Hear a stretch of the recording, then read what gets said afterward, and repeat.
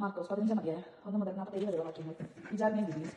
അതിരാവിലെ തന്നെ പുരോഹിതൻ പ്രഭുക്കന്മാരും പ്രമാണികളോടും നിയമജ്ഞരോടും ന്യായാധിപ സംഘം മുഴുവനോടും ചേർന്ന് ആലോചന നടത്തി. അവർ യേശുവിനെ ബന്ധിച്ചു കൊണ്ടുപോയി പിലാത്തോസിനെ ഏൽപ്പിച്ചു. പിലാത്തോസ് അവനോട് ചോദിച്ചു, നീ യഹൂദരുടെ രാജാവാണോ? അവൻ മറുപടി പറഞ്ഞു, നീ തന്നെ പറയുന്നു. പുരോഹിത പ്രമുഖൻ അവൻ പല കുറ്റങ്ങൾ ആരോപിച്ചു. പിലാത്തോസ് വീണ്ടും ചോദിച്ചു, നിനക്ക് മറുപടിയൊന്നും പറയാനില്ല? നോക്കൂ, എത്ര കുറ്റങ്ങളാണ് അവർ നിന്റെ മേൽ ആരോപിക്കുന്നത്. എന്നാൽ യേശു മറുപടി പറഞ്ഞില്ല. തന്മൂലം പിലാത്തോസ് വിസ്മയിച്ചു. ജനം ആവശ്യപ്പെടുന്ന ഒരു തടവുകാരനെ അവൻ തിരുനാളിൽ മോചിപ്പിക്കാൻ പതിവായിരുന്നു. വിപ്ലവത്തിനിടയിൽ കൊലപാതകം നടത്തിയ ബലവാസം നൽകൻ വിപ്ലവകാരികളോടൊപ്പം തടങ്കലിലുണ്ടായിരുന്നു. ജനക്കൂട്ടം പിലാത്തോസിന്റെ അടുത്ത് ചെന്ന് പതിവുള്ള ആനുകൂല്യത്തിന് അപേക്ഷിച്ചു. അവൻ പറഞ്ഞു, യഹൂദരുടെ രാജാവിനെ ഞാൻ മോചിപ്പിച്ചു തരണമെന്നാണ് നിങ്ങൾ ആഗ്രഹിക്കുന്നത്. എന്നാൽ അസൂയ നിമിത്തമാണ് പുരോഹിത പ്രമുഖന്മാർ അവനെ ഏൽപ്പിച്ചിരിക്കുന്നതെന്ന് അവൻ അറിയാമായിരുന്നു. എന്നാൽ ബറബ്ബാസിനെയാണ് വിട്ടുതരേണ്ടതെന്ന് ആവശ്യപ്പെട്ടുകൊണ്ട് പുരോഹിത പ്രമുഖന്മാർ ജനക്കൂട്ടത്തെ പ്രേരിപ്പിച്ചു. പിലാത്തോസ് വീണ്ടും അവരോട് ചോദിച്ചു, യഹൂദരുടെ രാജാവെന്ന് നിങ്ങൾ വിളിക്കുന്നവനെ ഞാൻ എന്ത് ചെയ്യണം? അവർ വിളിച്ചു പറഞ്ഞു, അവനെ ക്രൂശിക്കുക. പിലാത്തോസ് ചോദിച്ചു, അവൻ എന്ത് തിന്മ പ്രവർത്തിച്ചു? അവർ കൂടുതൽ ഉച്ചത്തിൽ വിളിച്ചു പറഞ്ഞു, അവനെ ക്രൂശിക്കുക. അപ്പോൾ പിലാത്തോസ് ജനക്കൂട്ടത്തെ തൃപ്തിപ്പെടുത്താൻ തീരുമാനിച്ചുകൊണ്ട് ബറബ്ബാസിനെ അവർക്ക് വിട്ടുകൊടുക്കുകയും യേശുവിനെ ചമ്മട്ടി കൊണ്ട് അടുപ്പിച്ചതിന് ശേഷം ക്രൂശിക്കാൻ ഏൽപ്പിച്ചു കൊടുക്കുകയും ചെയ്തു. പടയാളികളുടെ പരിഹാസം. അനന്തരം പടയാളികൾ യേശുവിനെ കൊട്ടാരത്തിനുള്ളിൽ പ്രത്തോറിയത്തിലേക്ക് കൊണ്ടുപോയി. അവർ സൈന്യവിവാഹത്തിന് മുഴുവൻ അണിനിരത്തി.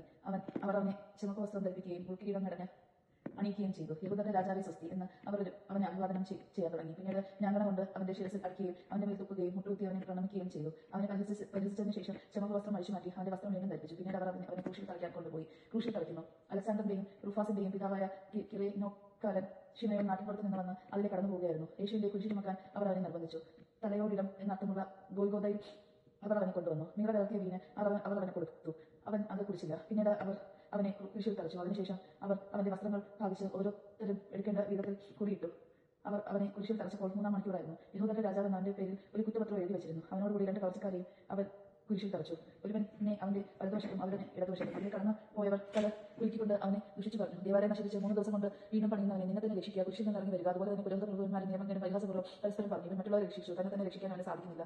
ഞങ്ങൾ കണ്ട് വിശ്വസിക്കുന്നതിന് വേണ്ടി ഇസ്രായേലിന്റെ രാജാവായ ക്രിസ്തു ഇപ്പോൾ കുരിശിൽ നിന്ന് ഇറങ്ങി വരട്ടെ. അവനോടൊപ്പം ക്രൂശിക്കപ്പെട്ടവരും അവനെ പരിഹസിച്ചു. യേശുവിന്റെ മരണം. 6-ാം മണിക്കൂർ മുതൽ 9-ാം മണിക്കൂർ വരെ ഭൂമി മുഴുവൻ അന്ധകാരം വ്യാപിച്ചു. 9 മണിക്കൂറായപ്പോൾ യേശു ഉച്ചത്തിൽ നിലവിളിച്ചു, ഏലിയ ലാമ സബ്കത്താനി, അതായത് എന്റെ ദൈവമേ നീ എന്നെ ഉപേക്ഷിച്ചത് എന്തുകൊണ്ട്? അടുത്ത് നിന്നിരുന്ന ചിലർ കേട്ട് പറഞ്ഞു, ഇതാവൻ ഏലിയാവിനെ വിളിക്കുന്നു. ഒരുവൻ ഓടി വന്ന് നീർപ്പഞ്ഞി വിനാഗിരിയും മുക്കി ഒരു ഞങ്ങളമേൽ ചുറ്റി അവന് കുടിക്കാൻ കൊണ്ടുവന്നു.